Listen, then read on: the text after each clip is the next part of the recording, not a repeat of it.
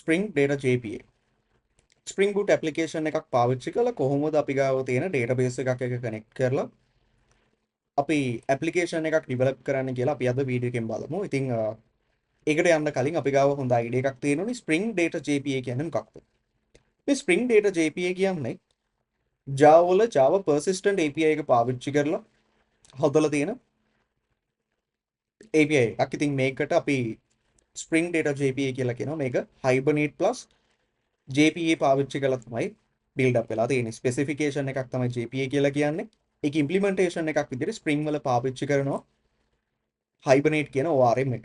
ඉතින් අපි දන්නවා ORM එකක් කියන්නේ අපි ගාව තියෙන classes ටිකක් map කරනවා database tables විදියට database mapping එකක් විදියට. ඉතින් object relational mapping කියන එක තමයි ORM කියන එකේ full form එක විදියට අපි හඳුන්වන්නේ. right. ඉතින් අපි Spring Data JPA එක Spring project එකක් initialize කරනවා නම් ඔයාලට තියෙන්න ඕනේ අපේ project එක Maven Java විදියට select කරලා dependencies යටතේ ඔයාගේ Spring Data JPA කියන library එක නැත්නම් dependency එක ඔයාලා දාගෙන තියෙන්න ඕනේ. ඔයාලට බලන්න පුළුවන් persist data in SQL stores with Java persistent API using Spring Data and Hibernate. ඉතින් මේක තමයි මම කිව්වේ Spring Data සහ Hibernate use කරලා තමයි Spring Data JPA කියන කෙනාව build up වෙලා තියෙන්නේ. ඉතින් මේක persistent API එකක් අපි මේකට add කරන්න ඕනේ අපි පාවිච්චි කරන database client කෙනෙක් ඉන්නවා නම් ඒ database කෙනාගේ library එකක් නැත්නම් drive එක අපි දාගන්න ඕනේ. දැන් මම අද දවසේදී MySQL කියන database use කරන නිසා MySQL JDBC drive එක අපි දාගන්න ඕනේ. ඉතින් ඒකත් ඔයාලට MySQL කියලා search කරලා ගන්න පුළුවන්. දැන් ඔයා Postgres වගේ use කරනවා Postgres drive කියලා use කරන්න පුළුවන්. මම මෙතනදී MySQL drive කියන එක select කරන. ඉතින් මගේ මේ වගේ dependencies දෙකක් මම දාගෙන මම මේ වෙලාවේදී අපේ සම්පූර්ණ project එකක් generate කරන්න යන්නේ නැහැ. මම explore කියන එකට ගිහිල්ලා මම එනවා pom.xml file එකට. ඉතින් අපි මේ generate වෙන project එක open වෙන. ඉතින් මේ pom.xml එකේ අපිට බලන්න පුළුවන් dependencies යටතේ. dependencies යටතේ මට තියෙනවා Spring Boot starter data JPA කියලා එකක් තියෙනවා. MySQL connector J කියලා තව එකක් තියෙනවා. ඉතින් මම මෙන්න මේ dependencies දෙක copy කරගන්නවා. copy කරගෙන අපි කලින් පාවිච්චි කරපු අපේ user service එකේම හදලා තියෙන pom.xml එක open කරලා project එක ඇතුලේ dependencies ඇතුලේ මම මෙන්න මේ විදිහට මෙයාව දාගන්නවා.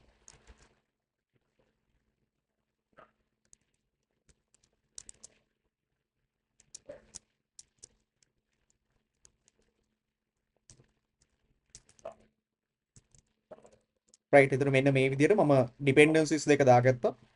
Spring starter data JPA එක ඊට පස්සේ MySQL connector J එක. ඉතින් මේ විදිහට මම මේ pom.xml එකේ වෙනසක් කරාට පස්සේ මට මෙතනින් refresh කරන්න පොඩි icon එකක් එනවා. ඉතින් මේකෙන් sync කරගන්න පුළුවන් Maven වල අපි pom.xml එකේ කරන changes ටික sync කරන්න පුළුවන්. එතකොට මෙයා මොකද කරන්නේ? මෙයා fetch කරලා ගන්නවා අපි අලුතෙන් දාගත්ත dependencies ටික. ඉතින් starter data JPA එක Spring Data JPA කියන එක සහ MySQL connect එක අපි මේ විදිහට දාගන්නවා. ඒතර මේක තමයි අපි පළවෙනිටම කරගන්න ඕනේ. මේ දෙන්නම අපි pom.xml එකට දාගන්නවා. right. ඒතර අපිට මේට අමතරව මොන හරි dependencies දාගන්න අවශ්‍ය නම් අපිට පුළුවන් මේ විදිහටම දාගන්න. ඉතින් මට මිස් වෙච්ච dependency එකක් තියෙනවා. මම ආයෙ පාරක් මෙතනින් close කරලා add dependencies වලට ගිහිල්ලා මම lombok කියන dependency එක දාගන්නවා. මේක developer tool එකක්. අපිට මෙතනදී lombok වලින් අපිට දෙනවා annotations කිහිපයක් අපි boiler plate විදියට නැවත නැවත කරන දේවල් ටිකක annotations ටිකක් දෙනවා. ඉතින් අපිට ඒක නැවත නැවත කරන්න අවශ්‍ය නැහැ එතකොට. right. ඉතින් මම මෙයාගේ dependency එක lombok කියන dependency එක copy කරගෙන ඒකත් මම දාගන්නවා මගේ project එක ඇතුළට. ඊට මම මේ විදියට maven sync එකක් දාගන්න. එතකොට මගේ ඒ අදාළ dependency එක search කරලා මගේ project එකට දාලා දෙනවා.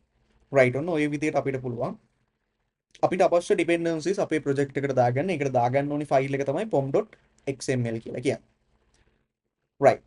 දැන් Spring Data JPA කතා කරද්දී අපි දාගත්ත MySQL connect එක. ඉතින් අපිට මේ තියෙන ඇප්ලිකේෂන් එක මම මේ විදිහටම ස්ටාර්ට් කරලා ඔයාලට පෙන්නන්නම්. මෙතනදී මට එරර් එකක් බලා ගන්න පුළුවන්. අපි බලමු. right මෙන්න මේ විදිහට application fail to start කියලා එකක් එනවා. මේකට හේතුව තමයි මම මේ වෙද්දි Spring Data JPA සහ MySQL connect එක දාගෙන තියෙනවා. හැබැයි මම connect කරගන්න database URL එකක් config කරලා නැහැ. ඉතින් අපි ගාව තියෙන්න ඕනි MySQL server එක run වෙන ගමන් ඒකට දාලා URL එකක් config කරන්න ඕන. පළවෙනි දේ. right ඒක අපි කරන්නේ සාමාන්‍යයෙන් අපේ project එකේ SRC එක ඇතුලේ main folder එක තියෙනවා. මේකේ resources වල ඇතුලේ තියෙනවා resources වල තියෙන application.properties කියලා කෙනෙක්. application.properties කියලා එකක් තියෙනවා.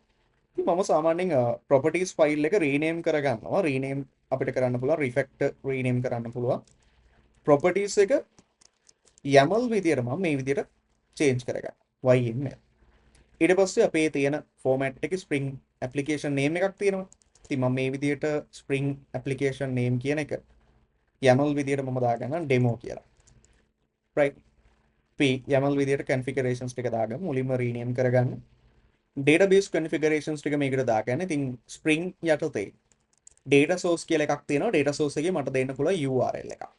ඉතින් මම දෙනවා MySQL නැත්නම් jdbc://localhost:33.6 අපේ MySQL server එක run වෙන port එක. ඉතින් slash එකක් දීලා මම කියනවා මගේ demo db කියලා තමයි database එක තියෙන්නේ කියලා. ඊට පස්සේ user name එකක් දෙන්න. user name එක මගේ root විදියට තියෙන password එකක් මම දෙනවා password කියලා. right එතකොට ඔයාගේ MySQL connection එකට අදාළ string එක URL string එක සහ username password දෙන්න. ඊට අමතරව අපිට දෙන්න පුළුවන් මෙයාගේ driver class name එකක් තියෙන. ඒක අපිට දෙන්න පුළුවන් මෙන්න මේ com.mysql.cj.jdbc driver කියන එක අපිට දෙන්න පුළුවන්. මේක තමයි අපි පාවිච්චි කරන drive එක කියලා. drive එක අපිට දාගත්තා ඔයාලට මතක ඇති pom.xml එකේ MySQL connect j එකෙන් තමයි අපි drive එක දාගත්තේ. right ඊට පස්සේ Spring JPA වල තියෙනවා අපි පාවිච්චි කරන database එක මොකක්ද කියලා කියන්නේ. ඉතින් මම MySQL කියලා දාගන්නවා. ඊට පස්සේ මට දාගන්න පුළුවන් DDL auto නැත්නම් JPA Hibernate DDL auto කියන එක update කියලා දාගන්නවා. ඊට පස්සේ අපිට අවශ්‍ය නම් show SQL කියන එකට true කියලා දාගන්න පුළුවන්. මෙතනදී Hibernate එක විසින් execute කරන ඕනම SQL query එකක් අපිට console එකේ බලා ගන්න පුළුවන්. right ඉතින් මේ විදිහට මම configurations ටික දාගන්නවා. ඊට පස්සේ මට පුළුවන් මේ application එක run කරලා බලන්න. හැබැයි තව එක පොඩි මේකක් තියෙනවා. මේ demo db කියන කෙනාව අපි හදාගන්න ඕනේ අපේ database එක ඇතුළේ. ඉතින් මම පාවිච්චි කරනවා navigate කියන tool එක පාවිච්චි කරලා MySQL එකේ මම අලුතෙන් new database එකක් හදාගන්නවා demo db කියලා. ඔයාලගේ local එකේ හදාගෙන ඉතින් මේකේ මුකුත් අපිට tables මුකුත් බලා ගන්න බෑ. database එක විතරයි මම හදාගන්නේ. හදාගෙන මම මේ application එක up කරනවා. run කරලා බලනවා මේක හරියට ප්‍රශ්නයක් නැතුව අප් වෙනවද කියලා. ඉතින් ඔන්න මෙතනදී මට බලා ගන්න පුළුවන් started demo application කියලා කලින් වගේ මට ප්‍රශ්නයක් වෙන්නන්නේ නැහැ. ඒ කියන්නේ කලින් අපිට ආපු URL එකක් නැහැ කියලා ආපු ප්‍රශ්නේ දැන් විසඳිලා තියෙනවා. ඒ කියන්නේ අපේ database එකත් එක්කත් connect වෙලා තියෙනවා මෙයා ප්‍රශ්නයක් නැතුව. ඉතින් ඔයාලට ඒක බලා ගන්න පුළුවන්. MySQL dialect එකක් මෙයා config කරගන්නවා. ඊට පස්සේ Hibernate ORM එක config කරලා තියෙනවා. ඊට පස්සේ අවසානට අපිට JPA entity manager එක අපි initialize වුණා කියලා අපිට බලා ගන්න පුළුවන්. ඉතින් මේ ටික ආවා කියන්නේ අපිට app එක up වෙලා තියෙනවා. ඒතර අපි ගිහිල්ලා අපි ගාව තියෙන endpoints ටික පොඩ්ඩක් call කරලා බලමු. users කියන එක තියෙනවා. මම මේකේ එකිනෙකව save කරන්නම් මොලේ. ඊට පස්සේ get කරලා බැලුවොත් අපි දන්නවා මේ විදිහට මට ඒ user බලා ගන්න පුළුවන්. දැන් අපිට තාම තියෙන්නේ අපි කලින් හදාගත්ත code එකම තමයි. list එකක් විදියට තියෙන එක. ඉතින් අපි මේක ටික ටික වෙනස් කරන්න ඕනේ database එකේ save වෙන විදියට. හරි configurations ටික හදාගත්තට පස්සේ මම එනවා model එක update කරගන්න. මම පළවෙනියටම කරන වැඩේ තමයි මේ model එකේ තියෙන සියලුම construct එකේ ඉන්න පල්ලෙහාට තියෙන සියල්ල මම අයින් කරනවා. පළවෙනි දේ. මගේ තියෙන class එක user කියලා තියෙනවා. එයාගේ තියෙන properties දෙක තියෙනවා id එකක් සහ name එකක් තියෙනවා කියලා. ඊට පස්සේ මට දාගන්න වෙනවා මේ user කියන class එක entity එකක් කියලා. ඒතර මේක අපි ගන්න ඕනේ Jakarta persistence කියන එකේ. සහ මේක table එකක් කියලා දාගන්නවා. table එකට අපිට නමක් දෙන්න පුළුවන්. ඉතින් මේකේ name එක විදියට මම users කියලා table name එක දෙනවා. ඊට ඔන්න table එකක් තියෙනවා. entity කියන annotation එක දාන්න ඕනේ අපි Hibernate එක වැඩ කරද්දි. නැත්නම් JPA එක වැඩ කරද්දි table එකට config කරන්න ඕන. table කියන annotation එක දාලා ඒකේ name එක අපිට දෙන්න පුළුවන්. right. ඒතර මේ annotations දෙක දැම්මට පස්සේ දැන් අපිට entity එකේ පොඩි error එකක් පෙන්නනවා. මේ error එක පෙන්නන්නේ අපි දන්නවා සාමාන්‍යයෙන් අපි database එකක් හදාගෙන යද්දි සාමාන්‍ය එක table එකකට unique ID එකක් තියෙන්න ඕනේ. අනේ ID එක විදිහට මම මෙයාව set කරගන්න. ඒත් අපිට කරන්න තියෙන්නේ id කියන annotation එක දාගන්න අනිවාර්යෙන් මතක තියාගන්න spring frameworks එකේ annotation එක නෙමෙයි Jakarta persistence කියන කෙනාගේ annotation එක තමයි අපි ගන්න ඕනේ. ඊට පස්සේ අපි දන්නවා සාමාන්‍ය MySQL වල අපි generate කරගන්න auto increment එකක්. ඉතින් මේ JPA වලදී at generated value කියලා දාගෙන strategy එක විදියට මට දෙන්න පුළුවන් generation type එක identity කියලා. ඒත් මෙන්න මේ විදියට මට user model එකේ නැත්තම් entity එකේ තිබ්බ error එක අපිට දැන් බලා ගන්න බෑ. හරි. right ඔන්න ID එක සහ name එක අපි මේ විදියටම යමු. කලින් තිබ්බ example එකේ විදියටම අපි code එකේ තියෙන දේවල් ටික කරගමු. ඒකට මම මුලින්ම කරගත්තේ entity එක හදාගත්තා. ඒත් මේ entity එකේ තාම අපි අයින් කරපු code එක අපි generate කරගත්තේ නැහැ. constructors අයින් කර setters and getters ටික අයින් කරගත්තා. toString එක අයින් කරා. ඔයාලට මතක ඇති අපි project එක initialize කරගත්තේ අපි දාගත්තා lombok කියලා class එකක්. ඉතින් මේ lombok එකේ තියෙනවා all-args constructor කියලා annotation එකක්. ඔයාලට බලා ගන්න පුළුවන් lombok.all-args constructor. මේ තියෙන්නේ අපි ගාව තියෙන arguments මොනවා හරි තියෙනවා නම් එතනදී මේ තියෙන fields සියල්ලටම අපිට construct එක හදලා දෙනවා. ඒත් එක්කම no args construct එකක් තියෙනවා. මුකුත් නැති empty parameter list construct එකක්. ඊට පස්සේ අපි දාගන්නවා data කියන annotation එක. ඉතින් අපි ගිහිල්ලා බලුවොත් මේ data කියන annotation එක අපිට බලා ගන්න පුළුවන් මේ data කියන කෙනාගේ ගිහිල්ලා බලුවොත් අපි documentation එක මේකේ තියෙනවා annotations කිහිපයක එකතුවක්. එකක් තමයි getter, අනිත් එක setter. required args construct එක තියෙනවා, toString එක, equals and hash code එක තියෙනවා. ඉතින් මෙතනදී කරන්නේ මේ data කියන annotation එක අපි යම් කිසි විදියකින් දැම්මොත් ඒ අදාළ model එකේ entity එකේ getters and setters ටික හදනවා. construct එකක් හදනවා required args එකක්. අපි බලමු required args කියන්නේ මොකක්ද කියලා. toString එක හදලා දෙනවා. equals and hash code එක හදලා දෙනවා. ඉතින් අපි manually හදන්න ඕනේ. අපි අර generate කළා ටිකක් ලොකු code එකක් අපිට හම්බෙන්නේ නැහැ. මේ lines තුන අපි දාගත්තාම අපේ entity එක ඒ automatically අපිට generate කරලා දෙනවා. ඉතින් මේ විදිහට තමයි අපි user entity එක හදාගන්නේ. මම මෙන්න මේ entity සහ table කියන දෙන්න අන්තිමටම දාගන්න. මොකද පොඩක් clear වෙන්න. ඊට පස්සේ user model එක විතරක් හදලා බෑ. මෙයාව අපිට පාවිච්චි කරන්න නම් අපි හදන්න ඕනේ වෙනම layer එකක් තියෙනවා. ඔයාලට මතක ඇති repository කියලා layer එකක් තිබ්බා. ඉතින් මම අලුතෙන් package එකක් හදාගන්නවා repository කියලා. මේකේ මම හදනවා right click කරලා new java class එකක්. හැබැයි මේක class එකක් නෙමෙයි interface එකක්. user repository. මතක තියාගන්න මේක interface එකක්. මේ interface එකට මම annotate කරන්න ඕනේ at repository කියන annotation එක දාලා ඊට පස්සේ මෙයාව extend කරගන්න ඕනේ JPA repository කියන එකේ. එතන මෙතනදී JPA repository කියන කෙනා generics පාවිච්චි කරනවා. generics වලදී අපි කියන්න ඕනේ user කියන entity එක තමයි ඔයාට manage කරන්න තියෙන්නේ. හැබැයි යාගේ primary key එක විදියට තියෙන integer එකක්. අපි දන්නවා primary key එක විදියට තියෙන්නේ integer id. ඉතින් මම user repository එකේ දුන්නා user integer එකක් තමයි ඔයාට handle කරන්න තියෙන්නේ කියලා. ඒතර මේ JPA repository එකට ගිහිල්ලා බැලුවොත් අපි මෙයාගේ අපිට දීලා තියෙනවා සාමාන්‍යයෙන් අපි database operations විදියට කරන basic functions කීපයක්. find all එකක් කියන්නේ තියෙන data ටික ඔක්කොම fetch කරන්න, save කරන්න, delete කරන්න, update කරන්න වගේ අපිට functions කීපයක් තියෙන. ඉතින් අපිට මෙයාගේ JPA repository කියන කෙනාගේ hierarchy එකක් බලා ගන්න පුළුවන්. list crud repository කියලා එකක් තියෙනවා. මෙයාගේ අපි ගිහිල්ලා බැලුවොත් CRUD repository කියලා තව repository එකක් තියෙනවා. අපිට මේ CRUD repository එක විතරක් implement කරන්නත් පුළුවන් අපේ interface එකට. හැබැයි මේ CRUD repository කියන interface එක ගත්තොත් මෙයා තමයි base එක විදියට තියෙන්නේ. ඉතින් save එක, save all, find by id වගේ අර අපි basic CRUD operations විදියට පාවිච්චි කරන දේවල් ටික අපිට මෙන්න මේ CRUD repository කියන කෙනාගේ ඇතුලේ බලා ගන්න පුළුවන්. ඒතර ওই විදියට තමයි repositories වල hierarchy එක ඇදලා තියෙන්නේ. ඉතින් අපි JPA repository කියන එකම පාවිච්චි කරමු. යම් දේවල් ටිකක් ඇඩ් වෙලා තිනවා CRUD repository එකට අමතරව. ඉතින් අපි මේක පාවිච්චි කරනවා. මම දැනට මුකුත් මේක implement කරන්න යන්නේ නැහැ. repository එක හදලා annotate කරලා තියාගන්න ඕනේ. මොකද annotate කරාම තමයි Spring framework එක දන්නේ මේක repository එකක්, මේකෙන් bean එකක් නැත්නම් object එකක් හදන එක යාට බාරයි කියන එක අපි කියනවා. right. ඔන්න එතකොට අපි ලස්සන වැඩක් කරගත්තා. user entity එක හදාගත්තා. repository එක හදාගත්තා.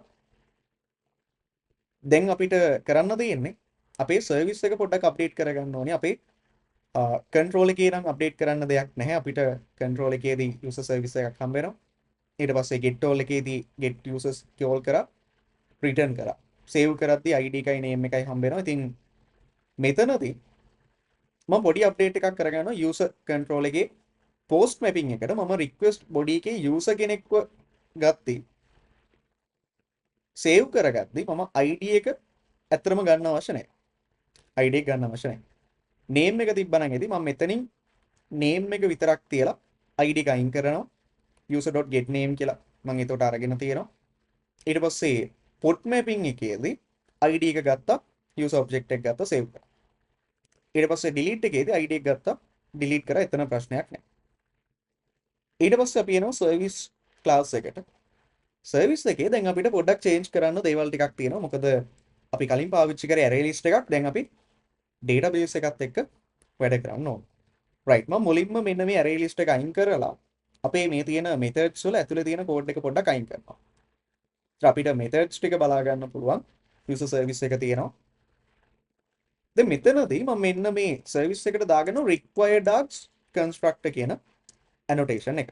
මේකෙන් කරන්නේ සාමාන්‍ය final variables constants විදියට තියෙන final දේවල් තියෙනවා නම් ඒවට construct එකක් හදලා දෙනවා. මම මොකද කරන්නේ private final user repository කියලා එකක් හදනවා. user repository කියලා අල්ලගන්න. දැන් මට මෙතනදී at auto wired annotation එක දාන්න අවශ්‍ය නැහැ. required args construct එකෙන් constructor dependency injection කියන එක මෙතනදී වැඩ කරනවා. ඉතින් අපි control එකේ auto wired එක දාලා පාවිච්චි කරා service එකේදී. මම ඔයාලට demonstrate කරනවා required args construct එක කොහොමද පාවිච්චි කරලා අපි dependency injection පාවිච්චි කරන්න කියලා. ඒතර ඔයාලා සාමාන්‍ය app එකක් develop කරද්දී එක විදියකට යන්න එක තැන්වල එක විදියට code කරන්න යන්න එපා. එක method එකක් එක flow එකක් තියාගන්න. එතකොට තමයි code එක neat වෙන්නේ. හරි. ඒතර ඔන්න private final user repository කියලා අපි දාගෙන තියෙනවා. දැන් අපිට කරන්න තියෙන්නේ get all users එකේදී user repository එකෙන් find all කියන කෙනාව call කරන්න. ඒතර මෙයාගෙන් අපිට හම්බ වෙනවා list එකක් usersලා. මේක return කරා නම් අපිට get users කියන එක හදා ගන්න පුළුවන් සරලව. ඒක හරි. දැන් save user එකේදී අපි දැක්ක id එක අපි අයින් කරා. මොකක්ද හේතුව? user entity එකට ගිහිල්ලා බැලුවොත් මේ id එක auto තමයි generate වෙන්නේ. අපි නමක් විතරයි provide කරන්න ඕනේ. id එක auto increment අපි දාගෙන තියෙනවා. ඉතින් save user එකේදී string name කියලා තියෙන්නේ. අපිට name එකක් හම්බ වෙනවා. මට කරන්න තියෙන්නේ user repository dot save කරා. මෙතනට මම දෙන්න ඕනි user object එකක්. ඉතින් අපි හදාගමු user equal new user කියලා. name එක තමයි දෙන්නේ. right. හැබැයි name එක විතරක් දෙන්න මට construct එකක් නැහැ. ඉතින් අපි මොකද කරන්නේ? user කියන කෙනාගේ අපිට name එක විතරක් දෙන්න construct එකක් නැති නිසා අපිට මෙතනදී user object එක හදලා user.set name කියලා දීලා අපි දැනට මේ විදිහට යමු. ඊට පස්සේ user repository එකට මම දෙනවා අපේ user object එක. ඊට පස්සේ අපි user කෙනෙක්ව return කරන්න ඕනේ. ඉතින් user repository.save එකේ ඔයාලා බලවුවොත් මට මෙතනින් save වෙච්ච userව ගන්න පුළුවන්. ඉතින් මම මේක variable එකකින් අල්ලගෙන save කියලා return කරන්නේ user නෙමෙයි save වුණ user. save වෙච්ච user තමයි අපි return කරන්නේ. ඉතින් අපිට මේක direct return එකක් මේ විදිහට දාගන්නත් පුළුවන්. right user object එක හැදුවා save කරා. ඉතින් මෙතනදී user repository එක හරහා අපේ database එකට කතා කරලා insert query එකක් හරහා මොකද කරන්නේ user කෙනෙක්ව අපේ database එකට add කරගන්න. දැන් update එකේදී අපි කරන්න ඕනේ මොකක්ද? පළවෙනියටම අපි ID එකෙන් ඉන්නවද කියලා බලන්න ඕනේ. දැන් අපිට list එකක් නැහැ. right list එකක් නැහැ. ඉතින් list එකක් අපිට ගන්න අවශ්‍යත් නැහැ. user repository එකෙන් මට පුළුවන් find by ID එකක් call කරන්න. find by ID එකෙන් කරන්නේ ID එක දුන්නාම අපිට ඒව අරගෙන දෙනවා. ඉතින් මට මෙතනදී optional එකක් හම්බ වෙනවා කලින් වගේම user object එකක්.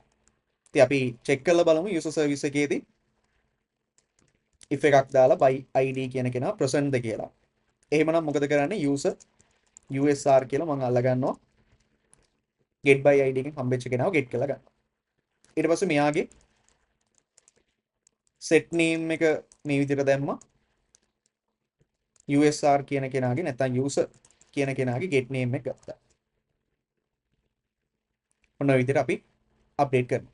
හැබැයි දැන් මෙතනදී අපි කලින් පාර list එකක් පාවිච්චි කරද්දී අපිට මේ විදිහට update කරපුවාම එයා save වුණා ප්‍රශ්නයක් නැහැ. හැබැයි database එකත් එක්ක යද්දී අපිට මේ විදිහට කරන්න බෑ. අපිට තියෙන්න ඕනි user repository එක හරහා update කරපු කෙනාව නැවත පාරක් save කර යුතුයි. හරි. නැවත පාරක් save කරන්න ඕන. එහෙම save කරේ නැත්නම් ඔයගේ object එක update වෙනවා but ඔයගේ database එක පැත්තේ ඒක update වෙන්නේ නැහැ. ඉතින් ඔන්න if එක දාලා අපි මේ වැඩේ කරගත්තා. ඊට පස්සේ save වෙච්ච කෙනාව අපිට පුළුවන් save කියලා අල්ලගෙන return කරන්න. ඉතින් මේ විදිහට කරන්න අවශ්‍ය නැහැ. අපි මෙතනින්ම return එක දාගමු. right. ඉතින් if එක වැඩ කරේ නැත්නම් මම මොකද කරන්නේ? පහලින් return කරනවා කලින් වගේම null එකක්. null return එකක් දානවා. ඔන්න ඔය විදිහට තමයි අපි update user කියන කෙනාව දාගන්න ඕන. එතකොට delete එකේදී එතනටත් අපිට user repository එකේ ලොකු support එකක් තියලා තියෙනවා delete by ID කියලා එකක් තියෙනවා. ඉතින් මෙතනට අපිට දෙන්න තියෙන්නේ pass කරන්න තියෙන්නේ නිකම්ම ID එක විතරයි. ඉතින් අපිට delete වෙලා යනවා. ඒතර මෙතනදී අපිට return වෙන්නේ නැහැ මොකොත් සම්පූර්ණ data එක database එකෙන් අයින් කළා දාන්න. ඒතර මේ විදිහට තමයි අපිට අපේ service එක update කරගන්න තියෙන්නේ. service එකෙන් අපි mainly ID එක ගන්න ඕනේ. repository එකක් පාවිච්චි කරලා JPA repository කියන එක නාව extend කරලා අපි use කරන model එක entity එක මොකක්ද? එයාගේ ID එක නැත්නම් primary key එක මොකක්ද කියලා දුන්නාට පස්සේ අපිට මෙන්න මේ features ටික හම්බුනේ. find all කියලා method එකක් call කරාම ඔක්කොම ටික හම්බුනවා. save කරන්න පුළුවන් object එක දුන්නාම save වෙනවා. find by ID එක අපිට හදලා තියෙනවා. දැන් අපි කලින් කරා වගේ ලොකුවට logics ලියාගෙන වද වෙන දෙයක් නෑ. ඒත් delete එකට delete by ID එක දුන්නාම එයා search කරලා බලලා අදාළ කෙනාව delete කරලා දානවා. ඉතින් අපිට database එක communicate කරන්න ඇතරම ගොඩක් lazy කරලා තියෙනවා මේ repositories පාවිච්චි කරන එක. entities පාවිච්චි කරලා hibernate spring data use කරලා තමයි මේ වැඩ ටික අපිට කරලා දෙන්නේ. right. ඉතින් ඔය වැඩ ටික කරගත්තා නම් අපිට දැන් බලන්න පුළුවන් දැන් control එකේ ප්‍රශ්නයක් නෑ අපි save use එකත් දාගත්තා. මම මෙන්න මේ විදිහට අපේ application එක restart කරගන්නවා. ඉතින් ඔයාලගේ මෙන්න මෙහෙම annotation processing enable කරන්න කිව්වොත් ඔක lombok නිසා තමයි ඔයාලට පෙන්වන්නේ. ඒක enable කරගන්න. right. started කියලා ආවට පස්සේ මම API call කරන්න කලින් මුලින්ම යන්නේ navigate එකට. navigate එකට ගිහිල්ලා මගේ database එක refresh කරලා බලන්න ඕන මගේ database එකේ table එක හැදිලා තියෙනවා බලා ගන්න පුළුවන්. අපි බලමු database එකේ table එකට ගිහිල්ලා ID එකක් සහ name එකක් තියෙනවා. බලන්න ID එක int එකක් name එක වාචක් 255 විදිහට අරගෙන තියෙනවා. මම මේක design කරන්න ගිහිල්ලා පෙන්නෝ ID එක primary key එක විදිහට අරගෙන auto increment එක add වෙලා තියෙනවා. name එක set වෙලා තියෙනවා. ඒතර මෙන්න මේ විදිහට අපිට ලස්සන database එකක් design වෙලා තියෙනවා table එකක්. මේ සම්පූර්ණ table එක අපිට design වුණේ කොහොමද? අපි ගාව තිබ්බ user class එක map කරගෙන තියෙන ORM එක හරහා database table එකක් විදියට. right. ඉතින් අපි මුලින්ම යමු postman එකට ගිහිල්ලා get all එක වැඩ කරනවද කියලා බලමු. ඉතින් මට පළවෙනි අවස්ථාව විදියට empty array එකක් තමයි බලා ගන්න පුළුවන්. දැන් මම save කරනවා usersලා කිහිප දෙනෙක්ව මම එක කියලා දාගෙන නැත්නම් මෙතනදී ඇත්තටම අපි ID එකක් යවන්න අවශ්‍ය නැහැ. දැන් save කරද්දි post එකේදී මම නම දාලා මෙයාව send කරා ඔන්න එක කියලා ආවා. ඊට පස්සේ මම දෙවෙනි user save කරනවා. ඊට පස්සේ තුන්වෙනි user save කරනවා. තව user කෙනෙක්ව save කරා. පහ කියලා. ඔන්න දැන් ඔයාලා දකින්න ඇති අපි ID එකක් පාස් කරන්නේ නැහැ. හැබැයි ID එකක් අපිට අවසානයේ ඇඩ් වෙලා අපිට පෙන්නනවා නේද? ID එකක් පෙන්නනවා. ඉතින් මේ ID එක අපිට පෙන්නන්නේ database එකේ auto increment එකත් එක්ක ආපු ID එක. ඉතින් මම දැන් ගිහිලා get all එකක් දාලා බැලුවොත් අපිට බලා ගන්න පුළුවන් මේ විතර ID එක හම්බෙලා තියෙනවා 1 2 3 4 5. right usersලා 5 දෙනෙක් ඉන්නවා.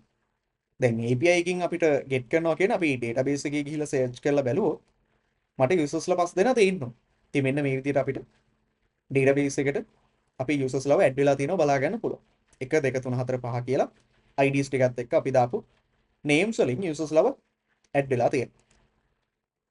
ඔන්න එතකොට get all එක වැඩ කරනවා post mapping එකත් එක්ක save වෙන එක වැඩ කරනවා. අපි බලමු put එකත් වැඩ කරනවද කියලා. මම පළවෙනි user ගන්නවා මෙන්න මේ මගේ නමත් එක්ක තියෙන එක. ඉතින් මම මේකේ නම පොඩ්ඩක් වෙනස් කරගන්නවා. මගේ full name දාගන්න. දාලා send කරාට පස්සේ ID එක කියලා දුන්නා name එක දුන්නා send කරා.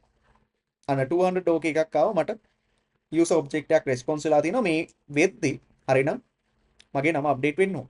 ඉතින් මේ විදිහට මගේ නම update වුණා අපිට බලා ගන්න පුළුවන් refresh කරාට පස්සේ. ඊට පස්සේ අපිට ඕනනම් මේ හතරවෙනි user එක මට delete කරන්න. මොකද කරන්නේ delete endpoint එකේ ID එක 4 කියලා දාලා send කරා.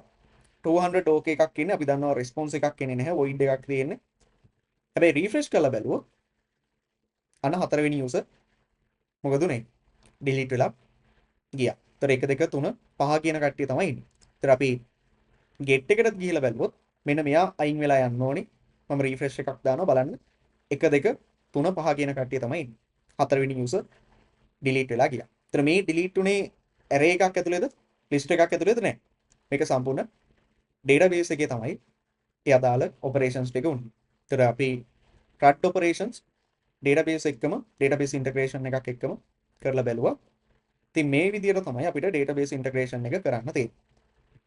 හරි එහෙනම් අපි ඊළඟ වීඩියෝ එකෙන් අපේ entities වල advanced part එකට යනවා. mappings අපිට තියෙනවා relational database එකක් අපි පාවිච්චි කරන නිසා relationships add කරන්නේ කොහොමද? ඒ හා සම්බන්ධ annotations මොනවද කියලා අපි ඊළඟ වීඩියෝ එකෙන් බලමු.